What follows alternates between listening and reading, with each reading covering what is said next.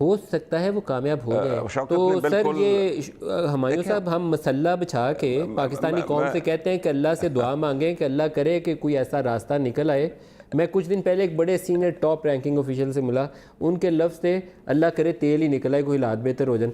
یہ آپ لوگوں کے پاس اللہ پاک جب حکومت دیتا ہے تو ایک اسٹریٹجی پلان ہونا چاہیے, جو شوکت ترین صاحب نے بات کہی, there is no plan, no strategy so far. It is not that simple. Pakistan کا مسئلہ یہ ہے, پاکستان کا لو سیونگز ریٹ ہے, لو انویسٹمنٹ ریٹ ہے.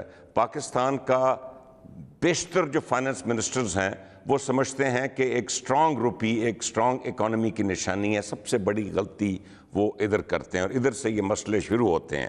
سٹرانگ روپی جو ہے آپ اس کو آرٹیفیشلی سٹرانگ رکھیں گے اور وہ ڈیم کسی نہ کسی دن ٹوٹے گی. اگر روپیہ آہستہ آہستہ ایڈجسٹ ہوتا رہے ہماری انفلیشن اور ہماری ٹریڈنگ پارٹنرز کی انفلیشن کے مطابق, تو یہ اتنا خطرناک نہیں ہوتا, بلکہ اس سے ایکسپورٹس کو فائدہ ہوتا ہے, ٹریڈ ڈیفیسٹ کم ہوتا ہے. ہم نے آج نہ یہ مشرف کے دور میں ہوا, اور مجھے ابھی تک یاد ہے شوکت ترین منسٹر تھا, اس نے کہا تھا کہ مشرف کے دور میں آرٹیفیشلی یہ روپیہ سٹرانگ رکھا گیا. اسحاق ڈار صاحب کے دور میں آرٹیفیشلی سٹرانگ رکھا گیا.